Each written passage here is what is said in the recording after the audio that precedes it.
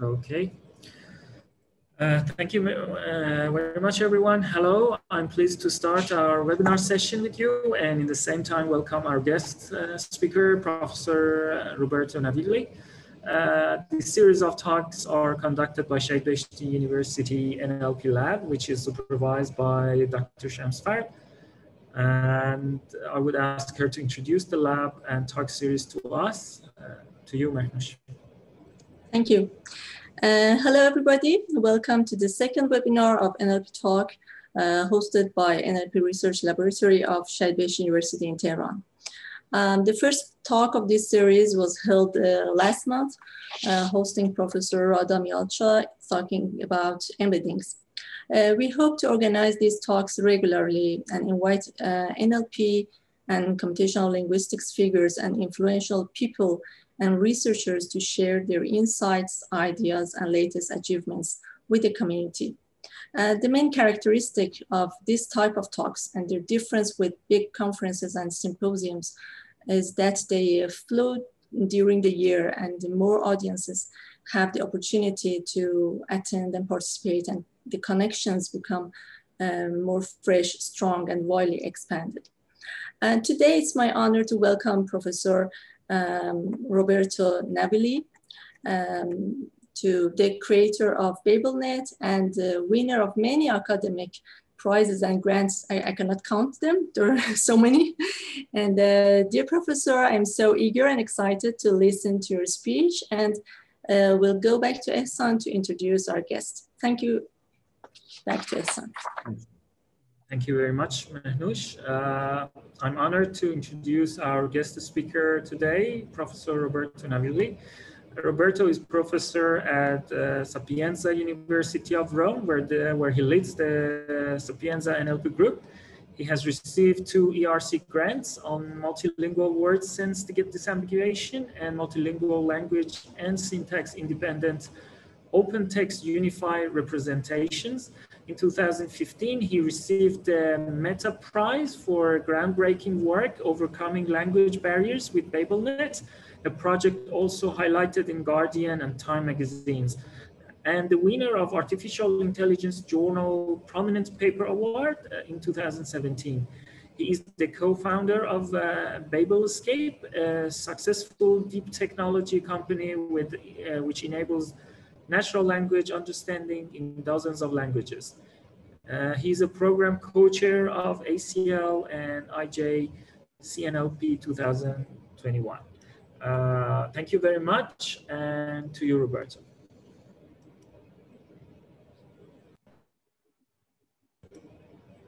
I think you are muted.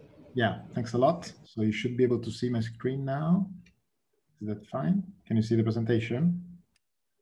Yes, both presentation and yes, we can see. That's okay. Okay, so just one screen, right?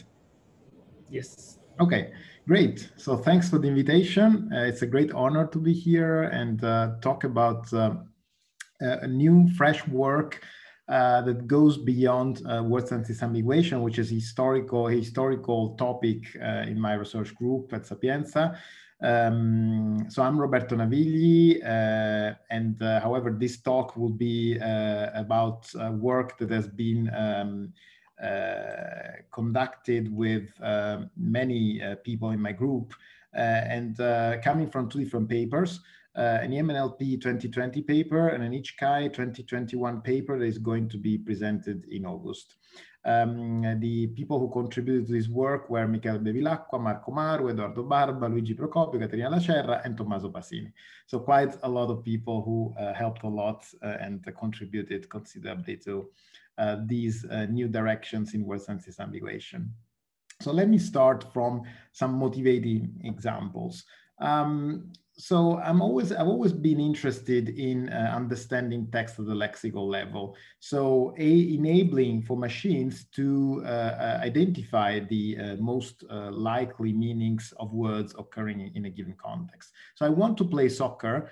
In order to disambiguate this sentence, I would like a system to choose ideally the best senses like play, participating in games, soccer in the meaning of football, and so on. This looks easy, and actually this is an old system from my group, Babelfi. They're still quite successful, and that works well with this simple sentence.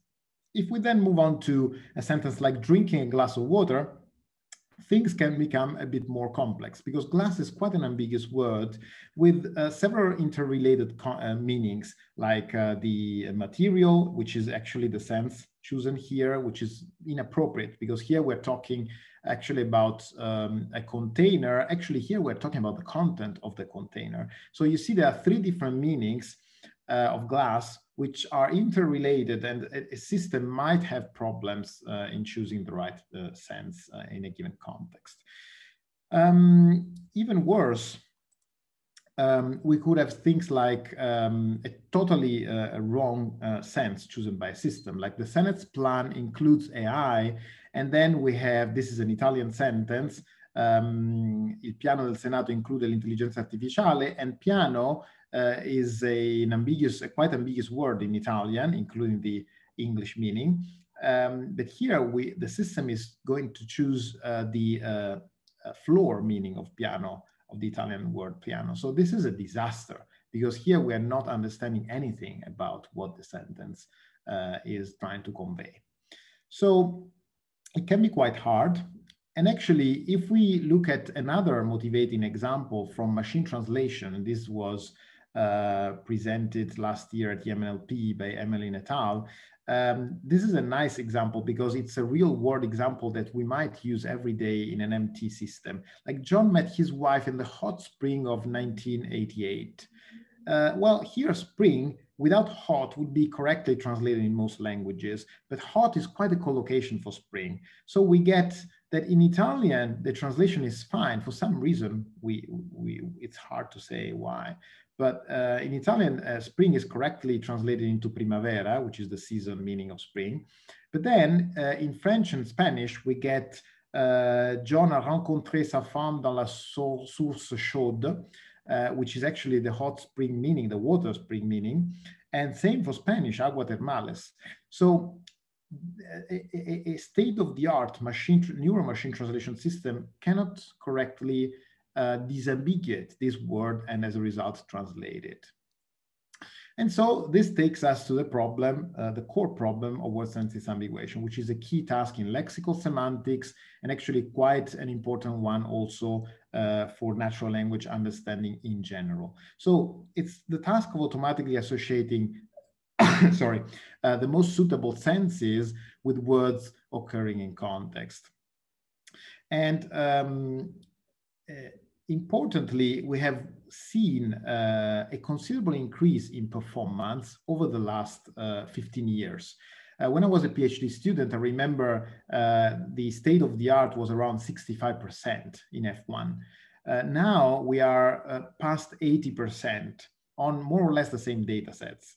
So it's really amazing to see how much progress this task has made in the past few years. And this is mostly thanks to deep learning, of course.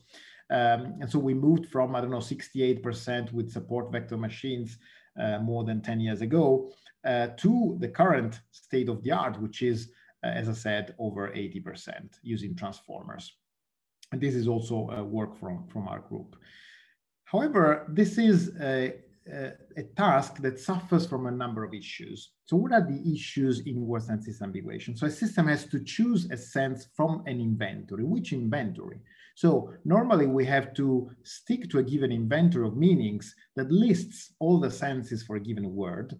And so it's in a sense, it's a one-size-fits-all approach where we need to take a stand and say, this is the inventory we want to use, and our system needs to choose from these meanings in whatever application. And this is not ideal, as you can understand.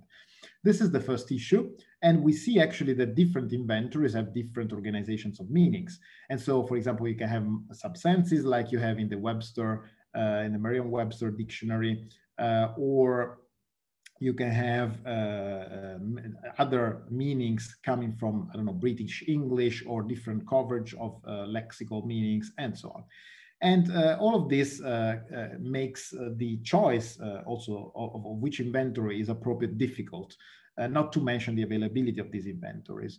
The second issue is the fine granularity of the sense distinctions. So if we consider, for example, WordNet, which is a reference inventory, we can see that a verb like feel can have different senses which are more or less the same or very similar and hard to discriminate even for a human. Like here, for example, we have a sentence, he began to feel uneasy, and the gold manually chosen sense for this word in context is have a feeling or perception, while we have at least two other senses in WordNet which are quite appropriate for this word, for this word occurrence. And so this is an issue. So the granularity of the sense distinctions is something that we need to cope with.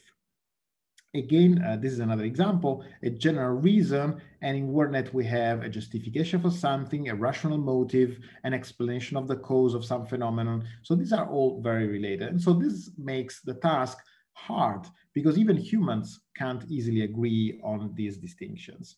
The third issue is the lack of coverage for both words and senses within sense inventories, dictionaries, etc. So for example, if we take a dictionary like WordNet, we might see that some meanings are missing just because a new word is used, it comes to use, like influencer, or a new virus, for example, it comes to be spread, and so, for example, COVID-19. This is something that you will not find in a dictionary, in a relatively old dictionary. And so all of these, like new senses, new words, these things are missing, and our system will start to be old very soon. So the thing is, in a sense, I like this sentence because it seems like a contradiction. You can't change the people around you, but you can change the people around you. So obviously, these are two different meanings of change, because in a sense, you cannot change the people's mind, the people who are around you, but you can substitute, you can replace those people. And so if we use senses rather than people, then in a sense, you can think of a new approach. Rather than changing the senses in your inventory for the words you're interested in, you might replace them with something else. And so in a sense, sorry for the pun, but in a sense, you can do something that takes a different approach. Rather than just choosing the most suitable sense from a given fixed inventory, you do something else. And what else? Well, the first of the two approaches I'm going to present is generationary. So the idea here was to go beyond word sense inventories and provide definitions, customized definitions for words occurring in a given context. For example, sharks come in all shapes and sizes. And so this means what? It means that depending on the context, you might want to define shark or phrases which include shark in different ways depending on the context. So use one with the sharks of Wall Street. When you focus on sharks, generationary will provide a definition like a person who takes advantage of others.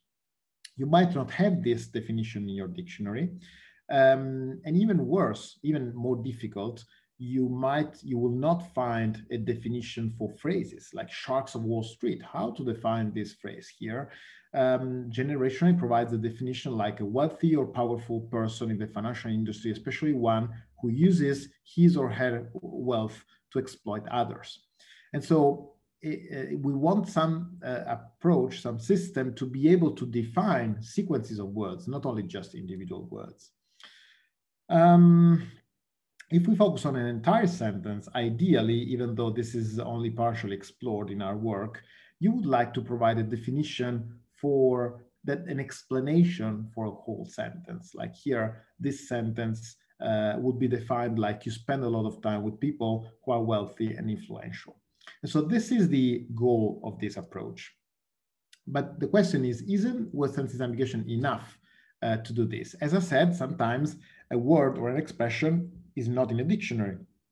So in a sentence like, I'm a aficionado, a traditional sense inventory wouldn't be able to provide any option, while generationary would be able, for a new word, to come up with some definition. And in this case, it would be a great one, like a fan of science fiction. And this is thanks to the composition of things that have been previously seen in other examples and that are used to define this sentence. Or even non-standard or metaphorical usage of words.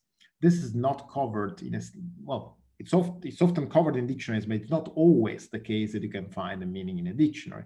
Like, for example, the computer in the classroom was an old dinosaur.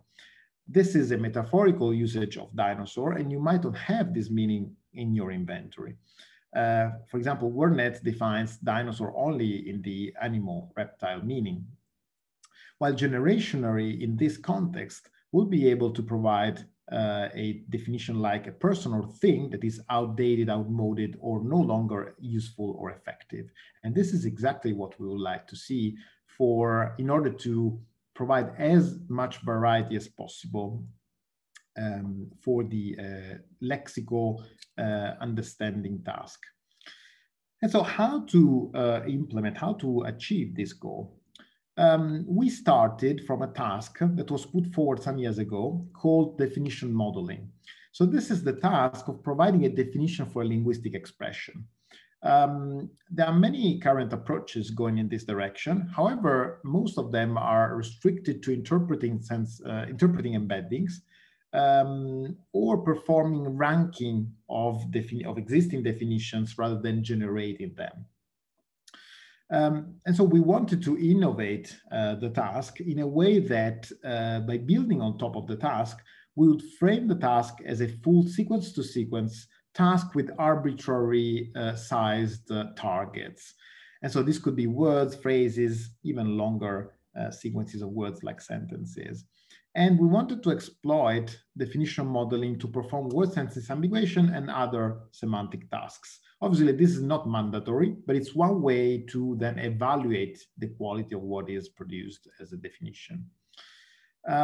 So the task is, given a text span, like as I said, from a word to a phrase to a sentence in a given context, we want to generate a definition that we also call gloss. For instance, if we have a sentence like, why cannot we teach our children to read, write, and reckon? And we focus on write, and we would like to see a definition, an explanation, a meaning for write to be produced automatically by the machine. The output we would like to see is something like to be able to mark coherent letters. While the best WordNet definition we can find among the meanings, the senses of write found in the dictionary is mark or trace on a surface, which is suitable, but not ideal compared to what we could generate. And so what we do what we did was to build a seek-to-seek definition modeling model from a pre-trained encoder-decoder architecture. And so we have an input, we have a word or a phrase in context, and we want to train and learn a model that is able, given these inputs, to produce a definition that is, again, a sequence of words, but that define the word or the phrase in context. And to do this, we exploit BART, we fine-tune BART, which is a transformer, an encoder-decoder, a transformer-based encoder-decoder architecture. And this obviously allows not only to produce definitions for words that have never been seen, but also to disambiguate words which are polysemous and in a given context provide the definition that is most suitable for the word of interest. So given a certain context, a sequence of words, and a target T, which might be a word, might be a phrase, we want to generate a definition according to the probability, the conditional probability of a gloss given the context and the target word. And this can be obtained by just multiplying the various probabilities of each word in the gloss, given the preceding words in the gloss, and again, the context and the target word. And so this is just a rewriting of our probability of the gloss seen as the joint sequence of words that make it up.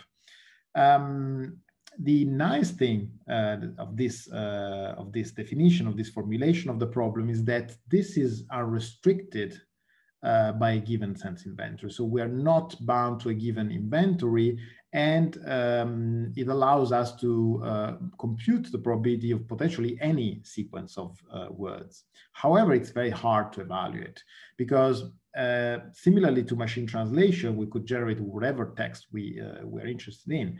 And so obviously, how can we decide that that definition is appropriate for a certain context?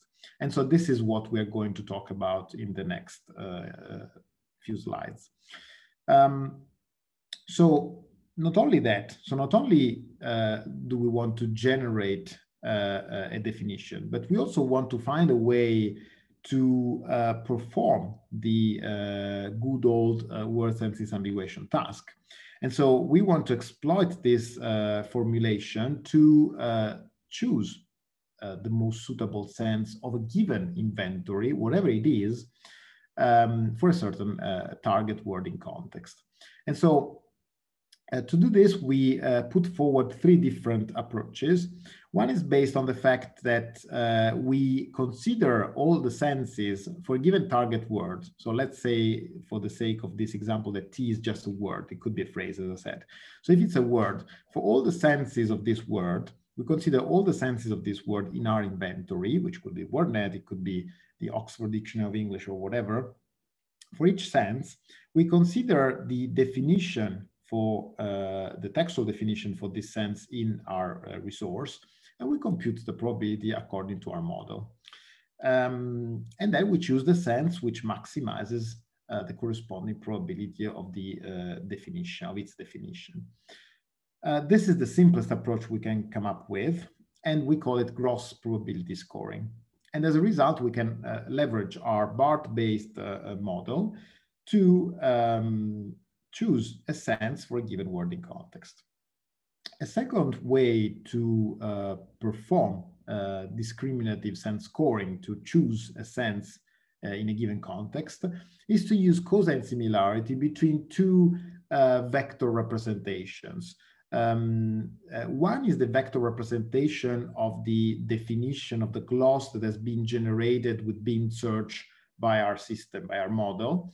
And another one is the latent representation, sentence representation for each sense of the definition of each sense from our existing sense inventory. So for, let's say that the word has 5 different meanings, we compute a sentence vector representation for each of these meanings from the inventory, and we compare each of these representations with the representation of the definition generated by our model.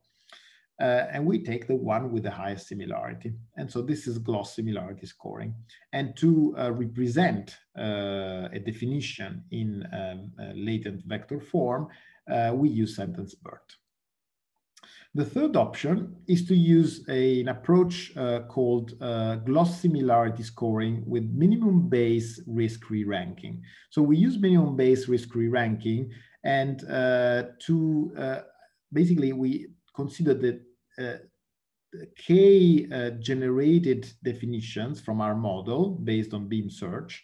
And then among these definitions, among these glosses, we choose the one which has the lowest dissimilarity with the other definitions. And as a result, we once we have chosen the best definition among the k definitions in our set, we compare again this definition using gloss similarity scoring. And so we use the same approach as before. So we represented in vector form, and then compare it with the various vector representations of the senses for that word. So now we have three different ways of exploiting our model to perform word sense disambiguation, while at the same time being able to use our model to just generate any sentence, any definition. And so how to evaluate our model in the various settings? We proposed a number of experiments across several benchmarks. The first one was an intrinsic evaluation performed automatically. We used the blue score to do this, but we could have used other measures as well. We also performed the second intrinsic evaluation, this time human-made, based on Likert scores. And finally, we performed an extrinsic evaluation on the word sense disambiguation task. So let's start with the intrinsic evaluation experiments. But let me stress the fact that even in the extrinsic evaluation task, we didn't perform any task-specific training. So we just used the output of the Generationary, of our model, and use it for the WSD task. And so which dictionaries did we use for the various experimentations? We used several dictionaries, the GNU Collaborative International Dictionary of English, an excerpt of the Oxford Dictionary of English as provided by Chang and Chen, WordNet 3.0 and its annotated corpus SEMCOR, and finally the English Wiktionary. So the nice thing is that we can train our model with multiple inventories at once. So we can provide pairs of wording context and definition from different resources and get the best out of this. Overall, we collected almost 2 million pairs of usage example and definition. And then for Generationary, we provided 3 different training configurations. One based on the ODE, the Oxford Dictionary of English, called Gen Chang. One trained on WordNet definitions and SEMCOR sense annotated sentences, Gen Sem. And one trained on all the 4 inventories I just mentioned, Gen Uni. So let's start from the intrinsic evaluation. So I'll skip the automatically performed one. If there is time later, I can come back to it. For the human-made evaluation, what we did was to have a generated definition to be evaluated against a reference, manually curated definition. And to do this, we asked experts to provide Likert scores for the various definitions, given a context, given a wording context. And these obviously were randomly shuffled, randomly presented, so the annotator didn't know which definition was coming from manual curation and which one was coming from Generationary. And so, for example, here we have, I'm not going to the ball, and we have a reference definition for ball, a lavish dance requiring formal attire, while the generated definition is a formal social gathering for dancing. And in this case, for example, the generated definition is better than the reference, so because it's more appropriate to the wording context in a specific context. And to perform this human-made evaluation, we produced 2 different data sets.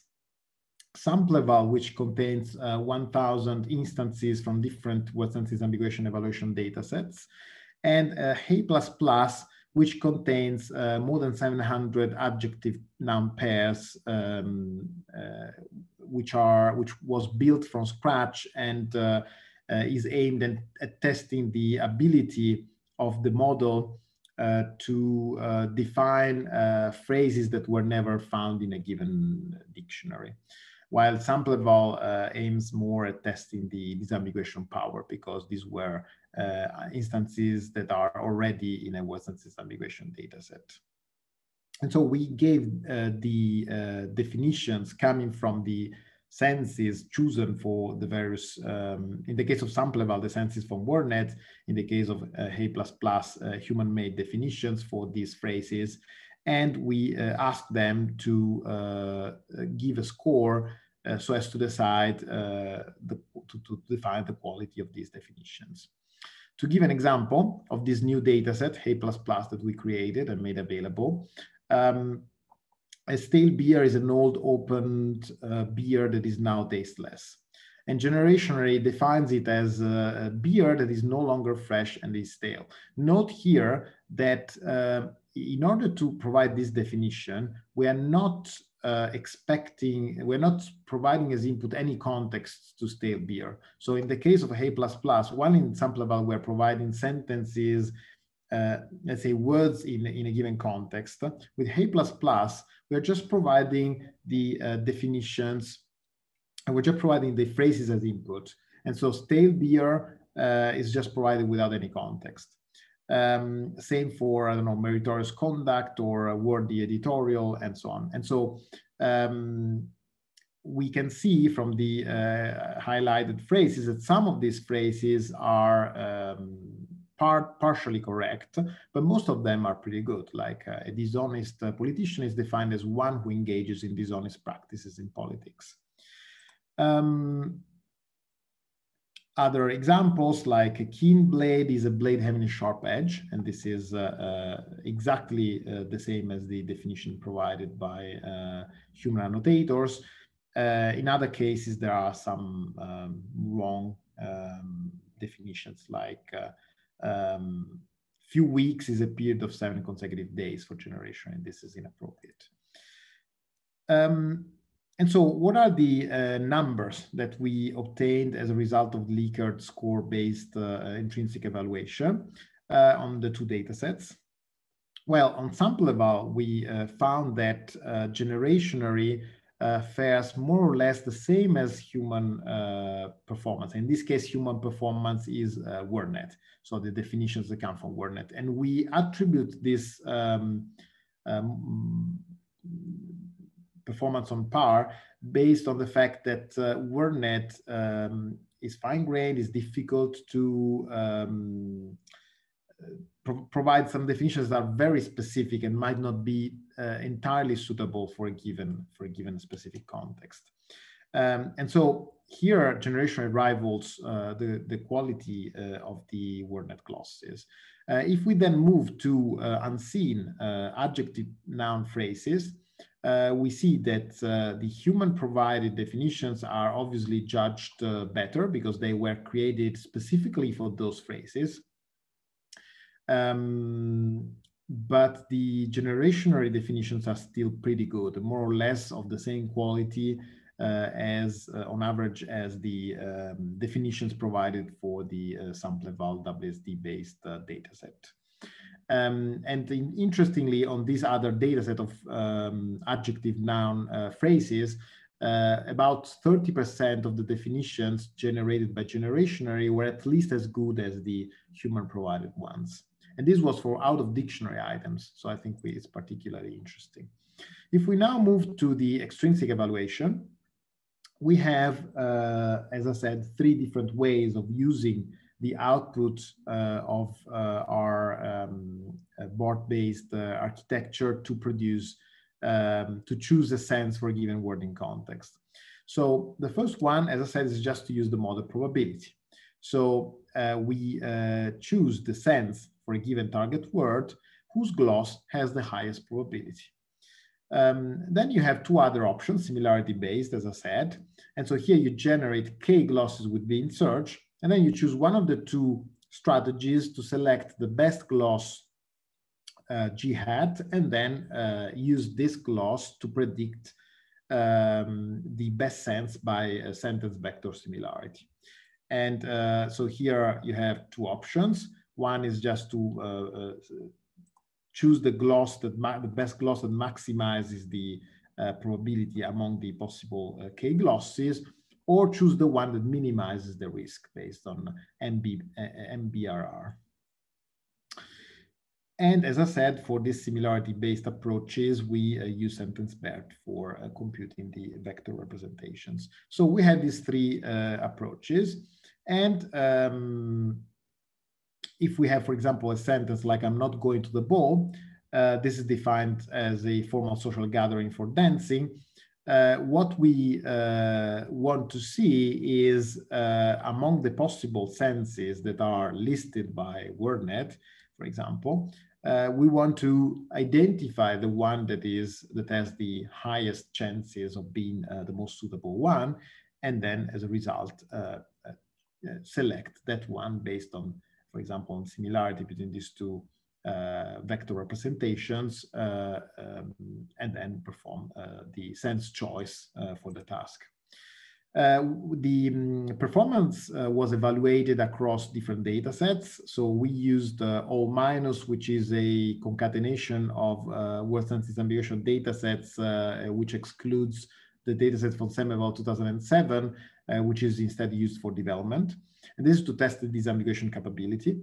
While the zero-shot approach, the zero-shot data set is the same as all minus, but includes only instances which are tagged with senses that never appear in the training set.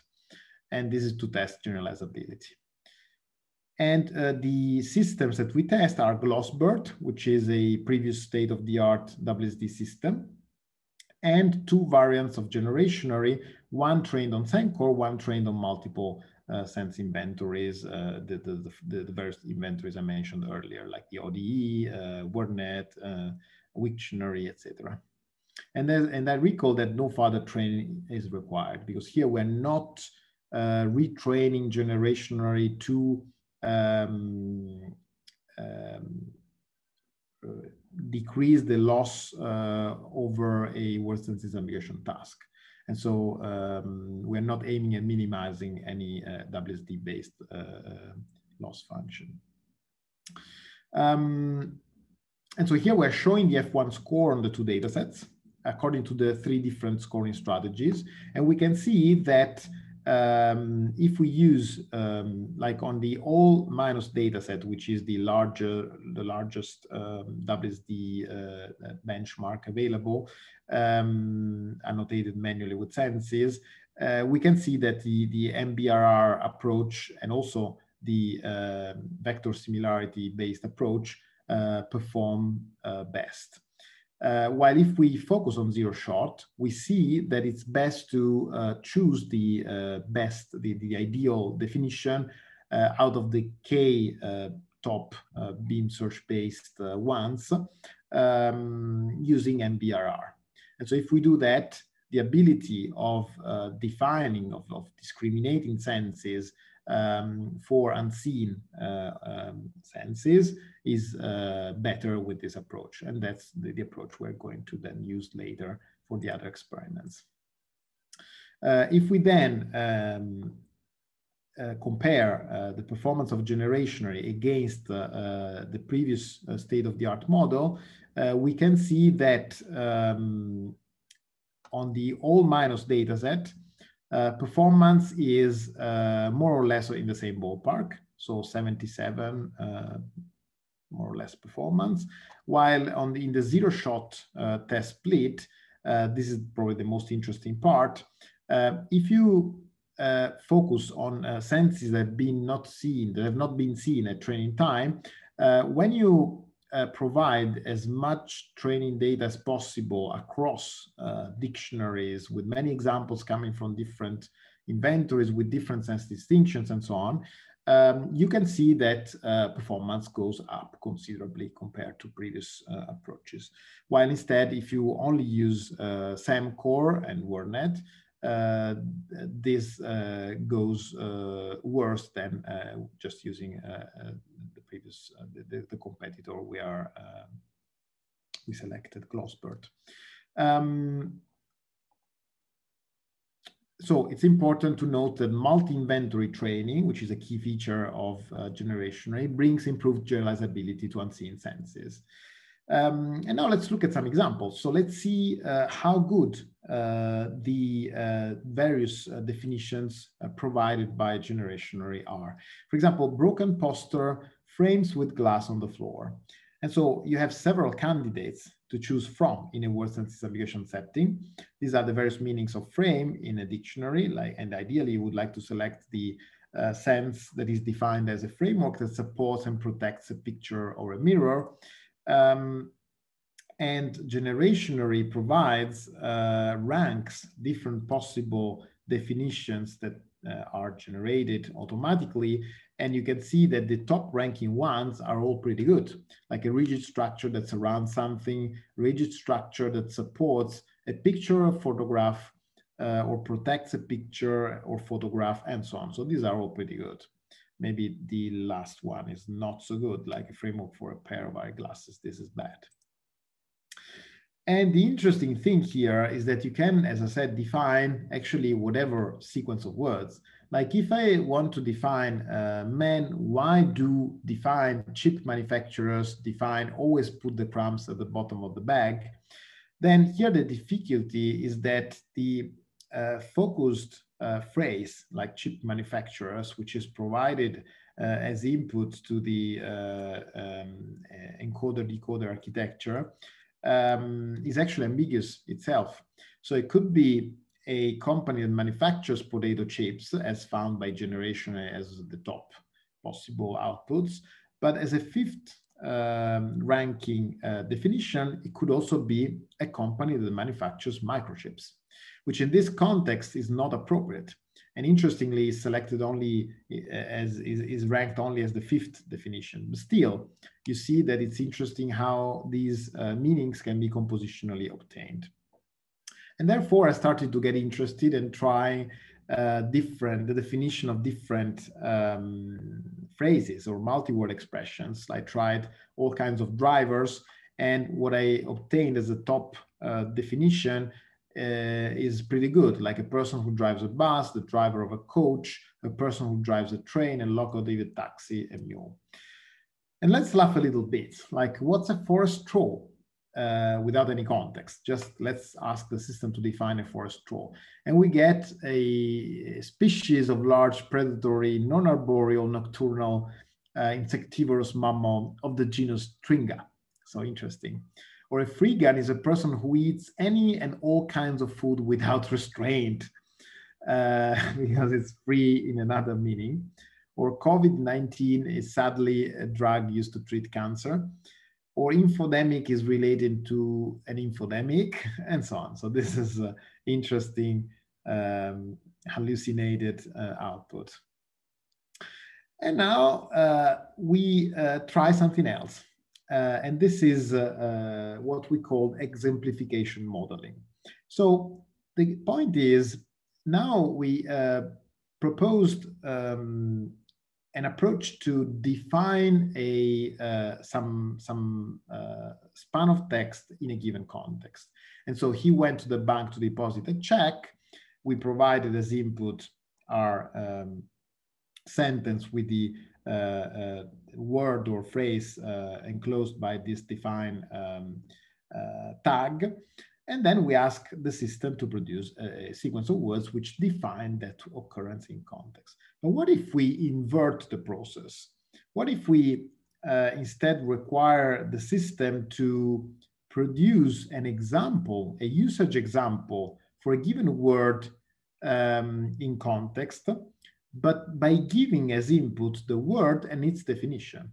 So we would like to see an example of the word bank with defined as a building where financial services are offered. And so we're inverting the process and trying to produce sense-tagged, sense-annotated data starting from word senses defined as text. And again, here we can provide all kinds of definitions. So we are not bound to a given inventory. And so this is, again, going beyond the standard way of framing word sense disambiguation. So the task, as I said, is to provide an example sentence, not only necessary for a single word, but for a set of word and definition pairs. So we can provide 1, 2, or more pairs of word and definition, and ask the model to produce a usage example of these words. This number of input pairs, k, can vary depending on the use case. So for example, when k is 1, we are just providing a single word and a definition, and we expect the system to produce a suitable usage example for this word. If we want to work with a k equal to 2, we provide a sequence of 2 words and their definitions, and we expect the system to output a single sentence with those 2 words or phrases used in the corresponding meanings as provided as input. And we can go further. We can use K3 and so on. So it's still a BART architecture, and we call it XMaker, but it's fine-tuned to produce a context given a set of lemma definition pairs. And so I like this approach very much because, in a sense, it's creating data sets. It's creating sense-annotated data that then can be used for example, word sense disambiguation, that could be used also for other tasks. And so, how do we generate these training examples with k-senses? The recipe is changes based on the number of senses we want to provide as input. And so we distinguish between K1 and K2. So when K is 1, basically we sample training items from our, we need, of course, a training corpus that has been annotated with senses for the words of interest, for example, SEMCore, or sentence examples from a given dictionary. So we need to know that for a given word in context, the right meaning is a certain meaning of interest. And what we do, we just sample uniformly from this data and produce a data set which contains training examples with basically one sense. While instead, if we focus on K2, so we want to provide as input training items that contain 2 senses, and so we want to provide 2 words with their definitions and expect a training time to produce a definition, an example, a usage example that is as close as possible to the one that we selected. We do this based on lexical collocations, because of course, how would we choose 2 pairs of words? We could choose them randomly, but then obviously this would make things in a sense more, it would be harder for the model to learn the semantic correlation between these 2 meanings. While instead, if we work on lexical collocations, what we're doing is to provide training examples that contain pairs of words or phrases that have to be that have to correspond to sentences that include the 2 senses of interest. And in order to sample from a large data set of all these pairs, because of course, if we use a sense-annotated data set, then we, from the same sentence annotated with a certain number of senses, we can have a combinatorial explosion in of the number of pairs that we can extract from this sentence. And so in order to sample from this data, we assign a probability of sampling a certain example with 2 specific senses focused in order to provide the training example by using a probability based on an interpolation between the positive pointwise mutual information and of the given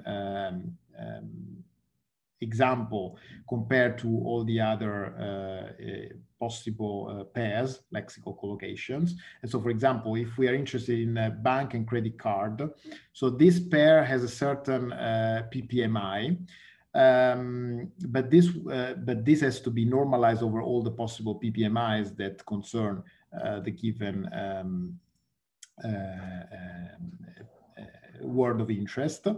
And this is also interpolated with actually a smoothing factor which counters the combinatorial explosion. And so if the sentence contains more senses, more content words annotated with senses, there are more chances that this sentence will be seen with different pairs. And so we want to reduce the chances that this sentence will be seen. And so based on this formula, we are able to sample training examples from a sense annotated corpus that will select pairs of senses from a given sentence based on PPMI. And so how to evaluate the ability of such an approach to produce high quality sense annotated data? And so again, we perform two different kinds of evaluations, an intrinsic evaluation and an in vivo evaluation. So the intrinsic evaluation was human-made and again based on Likert scores, while the in vivo evaluation was based on words and disambiguation. So for intrinsic evaluation, what we did was to randomly sample a set of 300 scene sets from the old data set and basically generate a usage example for each of them. So we used Generationary to generate a usage example and compare this usage example generated by Generationary with the one corresponding obtained from the all words and disambiguation data set. And so that was an example retrieved from an existing data set and that was compared to the one generated. And so the annotators assigned 2 scores to each example. And for example, here we see we have the pair word and definition. And if the generated sentence was not fluent, this was marked with a certain Likert score that would say that this definition was not so fluent, like he went to the bank to deposit a check, for example, while a higher Likert score for a sentence like he went to the bank to deposit a check. The second score that was assigned by human annotators was based on semantic coherence to determine the coherence of the meaning expressed by the sentence given the input definition. For example, if for bank, it was requested to provide an example concerning the financial institution, a sentence like he went to the bank of the river was badly scored because this is a different meaning of bank. While he went to the bank to deposit a check would be scored high because it would be semantically coherent. The results of this evaluation in terms of fluency and coherence are very good. So this means that annotators found without knowing which would be, of course, the automatically generated usage examples and which were the usage examples coming from manually curated data, ranked in terms of fluency and coherence more or less the same X-maker and human-produced sentences. So this is also the result of using a large model as BART, which has been annotated with data with a large amount of data. The second evaluation we performed was in vivo. for word sense disambiguation. And what we did was to train XMaker in 5 different settings, which we called subtasks, and then required the system, the model, to generate usage examples for synsets in WordNet. And then used, so for all the synsets in WordNet. And then we used this additional data, annotated data, as training corpus, as an additional training corpus for a word sense disambiguation classifier. And so these 5 subtasks that we identified were varied based on training corpora, which training corpora to use, which generation targets, and how many senses we would like to produce for a given instance. And so let's start from task 1, subtask 1. So this is simple. So here we have as training Semcore and WordNet examples. And so we have for example, we have a word and a definition, and we ask the system to, so we pair it with the a training time with the correct sampled usage example from Semcore or from WordNet example sentences. And at generation time, we generate 1 example sentence for each of the more than 200,000 senses in WordNet. And so we take 1 by 1 all the senses in WordNet, and we provide the definition, and we ask the system to generate a sentence. And this creates a training data set that we can then use for word sense disambiguation. The second subtask is the same, but we train with the Oxford Dictionary of English pairs of definitions and examples. While at generation time, we again generate example sentences for all the senses in WordNet. So we train with Oxford, but at test time, at generation time, we use WordNet, a different sense inventory. The third subtask is instead working on on 1 or 2 senses, on the generation of 1 or 2 senses. So while for the first 2 tasks, we are focusing on K1, so we are producing a usage example for a given word with a given meaning. With subtask 3, we are actually doing both K1 and K2. So we're also including examples, training examples, where we expect from Semcore to produce a sentence which is tagged, which contains 2 word occurrences as given in the meanings given as input.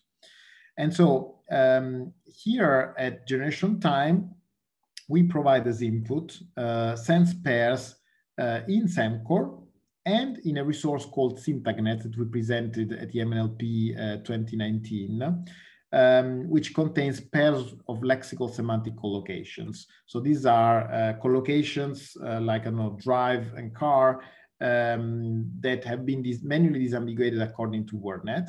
And so we have these pairs of senses that we can provide as input and expect the system to produce an appropriate sentence example, usage example that covers the 2 senses in the collocation. T4 is the same, but for training, but at generation time, instead we perform some kind of 0 shot on K3, because we never trained on K3 because it's too complex and there are not so many examples that we can use, which include 3 different senses annotated within a certain sentence. And so we tried a 0 shot on K3. So basically only at generation time, we provide 3 different senses with their definitions. Which senses do we provide as input? These are the sense triangles in SyntagNet. So we take again the collocations from SyntagNet, but rather than focusing on a pair, we're focusing on the triangle So all the pairs that have also a third item that is in relation also with the other two items, with the other two meanings. For example, hamburger, boy, and eat. And T5 focuses on the same K1 and K2, but generating all previous settings. So we push XMaker to its limits. And you can see that in terms of performances, here what you get is that if you train a BERT baseline, which is just basically the BERT architecture with on top an MLP layer, if you start from just training this baseline architecture with Sankor and WordNet examples, you get 74.4. And then as you move from T1 to T5 and provide more and more data, you achieve more than 2 points higher performance. While if you instead take the state-of-the-art architecture, which is a sense comprehension task that we just presented at NACL called Escher, so basically frames disambiguation more or less as a question answering task. If you take the standard training data, Sankor plus WordNet examples, you get 81.2, which was already a very high performance for word sense disambiguation. If you then add also the data generated as a result of T5, you achieve another 1.1 increase in performance, which is really amazing. We also performed an analysis of what improvements we obtained, and we saw that while for the most frequent senses, adding all these automatically generated training data doesn't harm the performance, it increases considerably the performance on least frequent senses and never seen unseen senses. And so this is even by around 20% improvement. So this is amazing.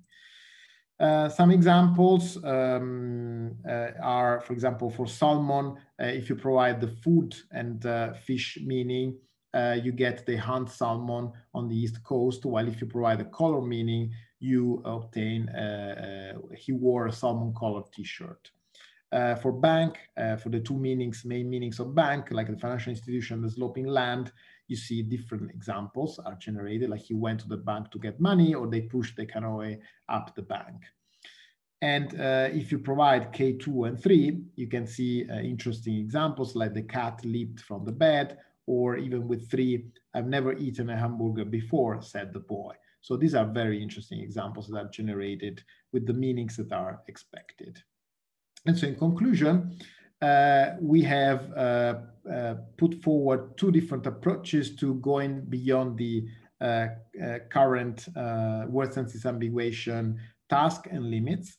And one is generationary, which performs state-of-the-art definition modeling, which can also be used in a discriminative task such as word sense disambiguation. The other one is X-mode, exemplification modeling, which provides good examples that, as we saw, can fool humans and also yield better WSD performance.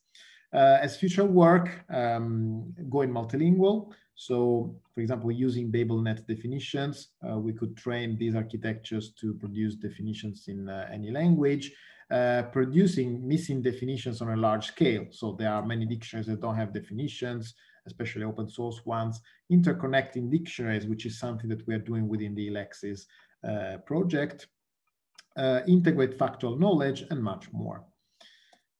And so finally, I would like to announce a workshop that I'm organizing at the end of September on 10 years of BabelNet and multilingual neurosymbolic natural language understanding.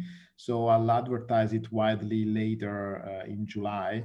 Currently we are organizing all the invited speakers and so on, but it's going to be a very nice event that will also be held online, so in hybrid format. So it will be a nice one in Florence at the Accademia della Crusca. Okay, that's all. Thanks for your attention, and I'm happy to answer any question and discuss with you all the potential of these 2 approaches. Thanks a lot. Thank you very much, Roberto. We really enjoyed it, and it was interesting. We have one question so far. It's, did you check in exemplification if the performance depends on the number of senses of the word? It's a good question. The closest thing I can show is, so the closest thing we did is this graph here. So we didn't check whether having more senses would make the, because the point is that at this stage, so either you perform an intrinsic evaluation to differentiate between the various level of polysemy of the different words, which we didn't. However, this graph here seems to show that there shouldn't be any big difference. However, I think I agree that it would be great to study particularly polysemous words and see whether for very infrequent senses the quality is lower and how lower. Of course, we can see this already here, because if you produce, so on unseen senses, the word sense disambiguation system improves considerably, but not at the same level as most frequent senses. However, this is not necessarily, this does not necessarily mean that the quality of the examples for least frequent senses is bad. It's just that because there are more occurrences of a given sense, of course, the system might be fooled and choose the wrong sense. So probably an intrinsic evaluation on this would be very, very helpful. Yes, I agree. Thank you very much. We have the second question. Having in mind the automatic translation task, until which point is it useful for rewriting sense of a token T to contain the same token? Can you rephrase the question? I'm not sure I understand. So I want to invite the, I think Paolo has asked this question, to ask this question from the attendees. Paolo, you can open up, if you can open up your microphone and ask. So when you talk about rewriting a token, do you mean rewriting in the translation task? Yeah, I mean that. Thank you. Okay.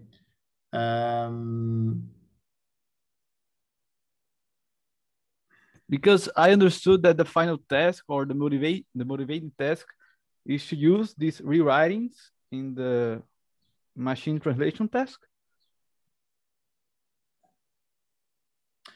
Well, the machine translation part, the only part in which I mentioned machine translation is actually the motivating example, but we're not performing any machine translation here. So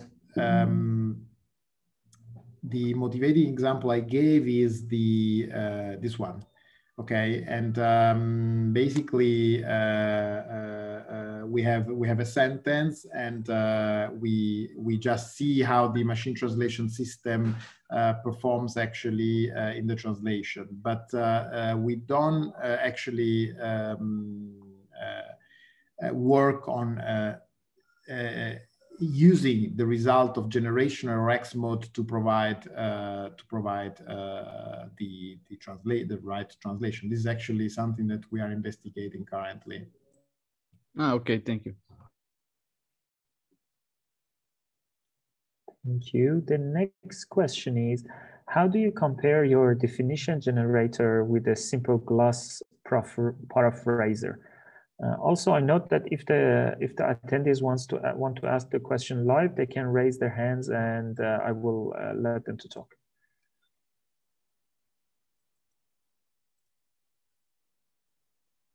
Sorry, do you want me to read the question again? Also, you can see them from the Q&A. Okay. Are you asking me, sorry, to do that? Whatever you prefer, I can read them for you. So how do you compare? So the one I see now is, how do you compare your definition generator with a simple gloss paraphraser? Okay. It's the definition generator. So, well, I'm not sure I understand this question, because so if we paraphrase, we are not, so we are not defining necessarily, like, because in generationary, what we give as input, now it would be good to know which of the two systems we are talking about. But if we talk about the example to definition approach, so in which we take as input an example and we produce a definition, then we are not paraphrasing the example. So maybe are you referring to the fact that we try to paraphrase? So in a sense, what we are producing as a definition could be seen vaguely as a paraphrase of the word in context. That is that what you mean?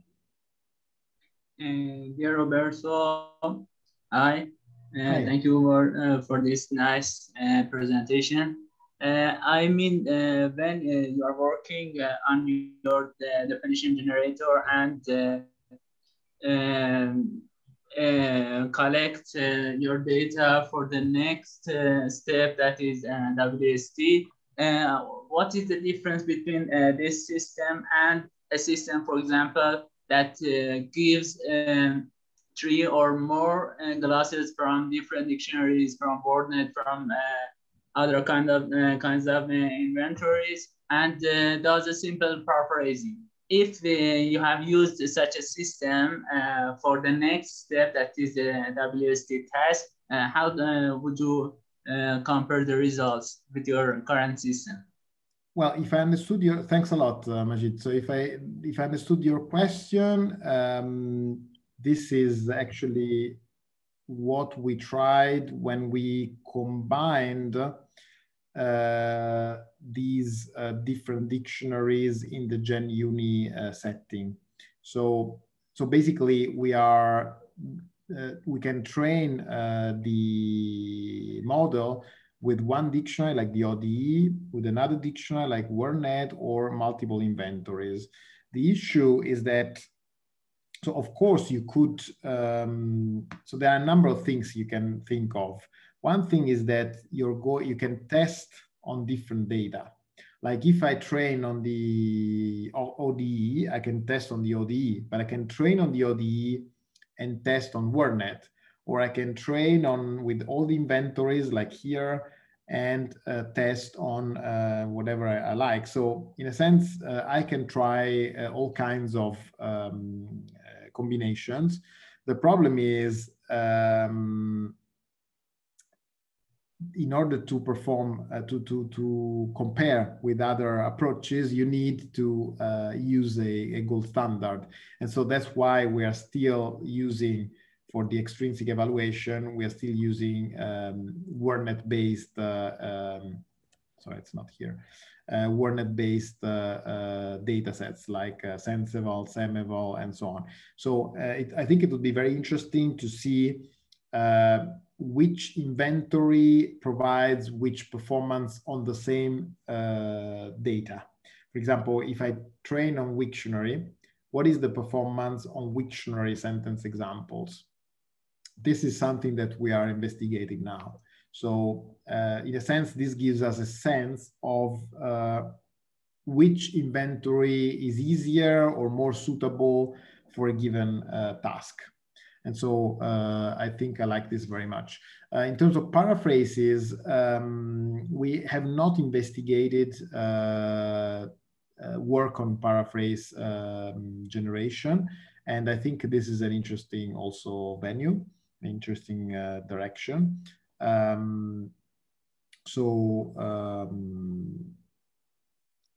However, it's not so. Something that we are going to present is actually on lexical substitution. So one thing that you can think of, which is very close actually to generating paraphrases, because if you have a word in context, you want to produce a substitute for that word that preserves the meaning as much as possible.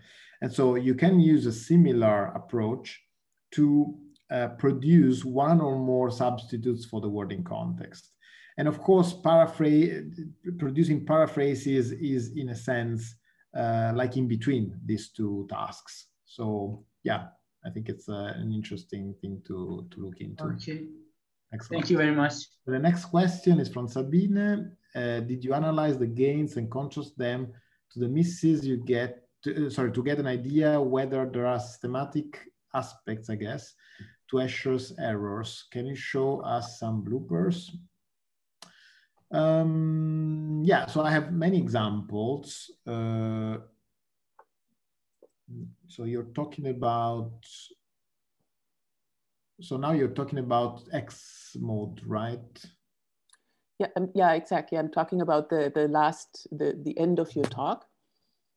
And I think even the next slide, you show some a significant gain over the other systems, which is congratulations.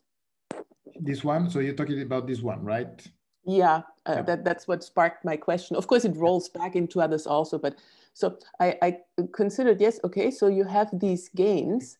Obviously, it'd be interesting to see, are these sort of easy gains in a certain way so that other systems could catch up with their techniques also. But I'm really interested in the remaining error. You're quite high there, right? And so to improve the performance further, I think it would be very, very interesting to look at the misses, whether there's something systematic to them. Yeah, I totally agree. And actually, Marco Maru, who's one of the authors of Generationary, which is the other work, but still very, very related, is actually investigating all of these patterns. So it's clearly very interesting to see what's missing and which patterns, which are the recurring errors or issues, some of which we already know, because we know that it's whatever you do, even for humans, it's very hard to choose between very subtle sense distinctions. Sometimes it doesn't even make sense because actually either of those senses are fine to a certain extent. And so we're actually doing this and it's not, however, the problem with this is that it's not easy to wrap it up in a sense, because it's things that have to be classified, and it's not, there's no solid work in this direction. But yes, we're doing this. I don't have anything to show here, but I can tell you that there are still some genuine mistakes, but many of them are patterns that are in a sense inherent to the data that you're using. Thank you. Thanks. Then the next question is, how much do incorrect sentences in the context affect the performance of the whole system? So here again, I guess you're talking about X mode. So if you have, so when you say incorrect sentences, do you mean sentences which are not well formed, I guess, right? Yes. Yes. Hello. Yes. My guess is that sentences is not correct in the test set or in the real context or text, and we want to evaluate or test the whole of system on that. Yeah. So I don't think there's a, so it's very hard to evaluate this, because when we so the closest approximation to this is the intrinsic evaluation. So you ask humans, you just give two sentences and you say, please rate them, and without knowing which comes from where. And so this result to me makes it very clear that the kind of sentences that are generated are very, very good. Of course, you don't have all those kinds of complex sentences you might find in normal text. And so they are fluent, they're pretty fluent compared to human ones, but very close, and they are coherent semantically.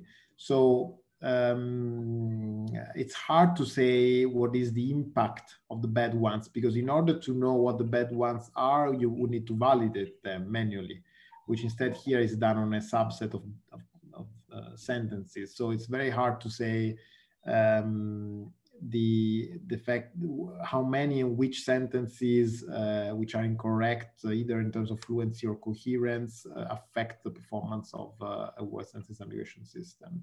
That means we couldn't add some features or parameters for entering this parameter to evaluate whole of system.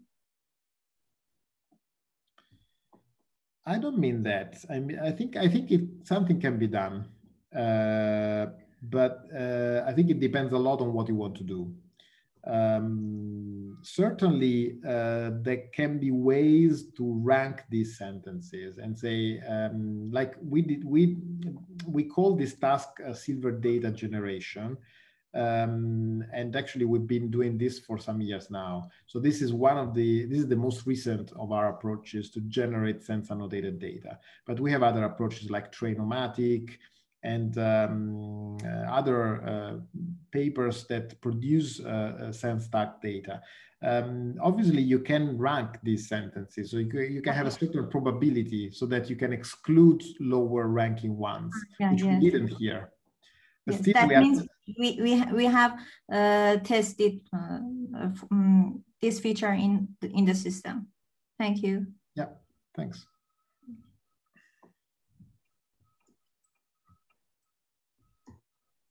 I don't see more sentences in the list. Yep. Thank you very much. Thank you very much for the nice presentation. I think it was full of ideas and new research interest for our attendees. I'm going to share my screen to announce the next session. Thanks a lot. I have a question. Oh, there's another question. Yeah. Please. Ehsan, may I ask you a question? Yes, or sure. you're going to share something? Okay. Many thanks for the interesting speech. It actually gave me some ideas and turned on some lights in my mind for my further works in some of our projects. I have two questions. One of them is that, do you have anything to say about the granularity of the senses and their effect on the results? Okay. Have you examined something? Okay, yeah. You said you have two questions. Yeah, and the other is, how do you think that the methods can be applied on low resource languages? I mean, what are the least amount of data we need? For example, you talked about WordNet. We have, for example, in Persian, we have FarseNet. You talked about some dictionaries. We have dictionaries in Persian too, but maybe they are smaller in size. What else do we have to be able to use your methods? Yeah, these are both excellent questions. So the first one, thanks a lot. So the first one is about the sense granularity. So this is a long-standing issue, especially for lexical semantics. And the impact of the sense granularity is considerable. We made some studies a few years ago on clustering WordNet senses. So unfortunately for English, we have to live with WordNet because WordNet is the most widely used and open source resource sense inventory that can be used for lexical semantics and not only that. So we showed that once we reduce the granularity and make these sense distinctions more crisp and more obvious, performance grows by several points. And at the time when we had 65, 67% performance in fine-grained word sense disambiguation, with coarse-grained word sense disambiguation that we created data set at Semival 2007, we obtained systems, the state of the art at the time, so 14 years ago, more or less, obtained 82%. So today, with the current systems, I don't have the numbers with this approach, but you're definitely past 90%. I guess closer to 95, but I couldn't swear it. So this means what? It means that your inventory matters a lot. To give an example, in PropBank, so if you perform the semantic row labeling task, when you disambiguate predicates, you have to choose the right sense for a prop bank predicate. So we use prop bank rather than wordnet meanings. And prop bank predicate senses are much coarser grained than wordnets. And the performance in predicate disambiguation is well beyond 95%. And this is for verbs. Verbs are normally very ambiguous. So this means that unfortunately, the inventory that we stick to, or that at least we are kind of forced to stick to because of its availability for English, is in a sense hampers higher results, which might actually enable further improvements in downstream tasks. So what I can say is that if you use another inventory, a better one, but we don't have a better inventory, a large-scale better inventory that can be openly used on a large scale.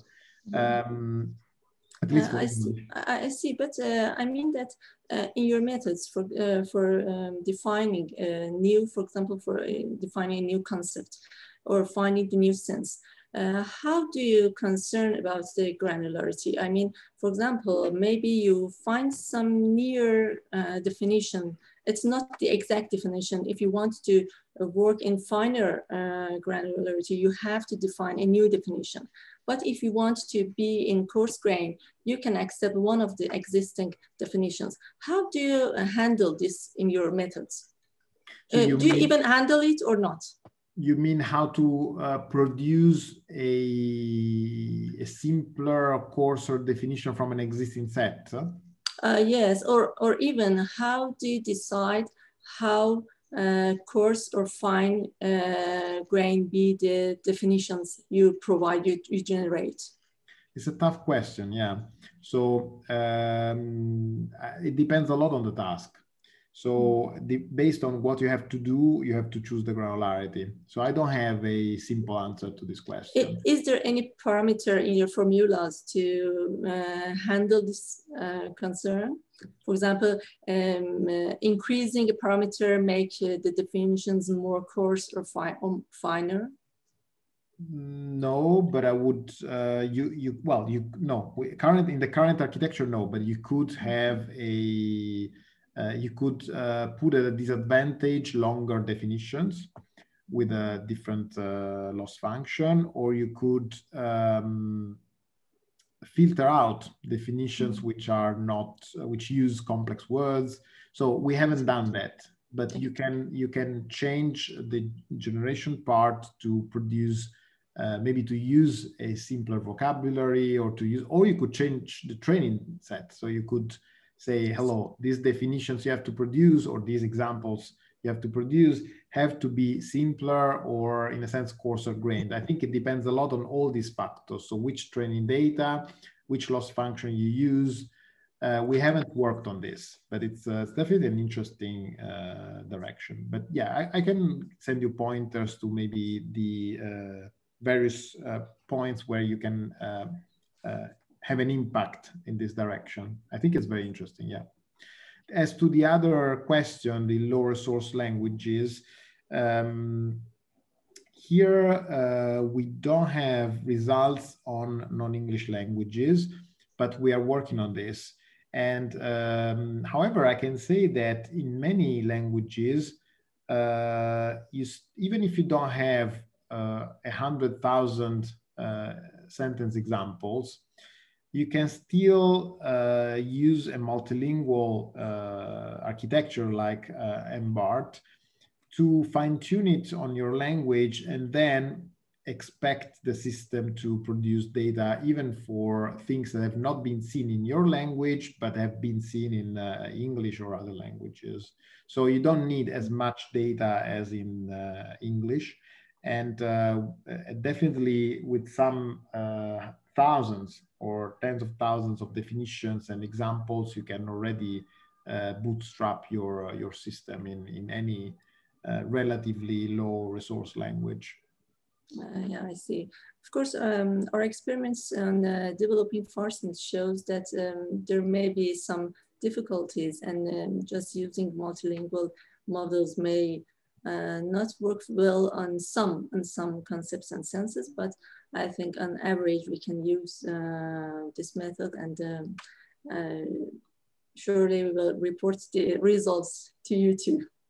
Yeah, I'm very curious because obviously I work most of the time with subwords which are from Latin alphabets, and so I'm curious to see how this scales to other languages that don't use the Latin alphabet. So it's I'm very curious, and also the amount of data. So if you want to see how this performs, I'm very curious, and we can be in touch. Okay, thank you. And at last, I want to thank you for accepting my invitation and participating in this lecture. It was very interesting. I hope this become the opening of some more collaborations, and we can do further works, and some researchers in collaborating between two NLP laboratories. And I will back to Ehsan to introduce the next talk. Thank you. Thanks a lot. Thanks again for the invitation. Thank you, Hush and Roberto. Thanks to you for the session. I would also to thank our collaborators from NLP Lab, Puriya, Moslem, Nazanin, Sarah, and Romina, which done the logistics of these talks, and they are preparing the next ones to come. And on top of that, the whole NLP Lab at SBU.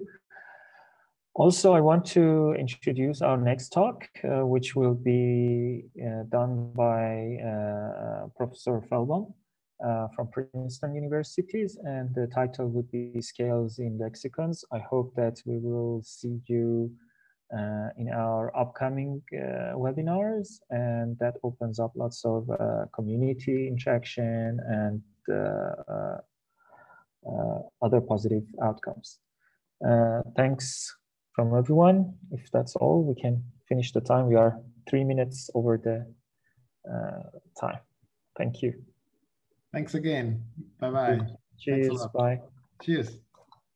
Thank you and bye. Bye. Ciao.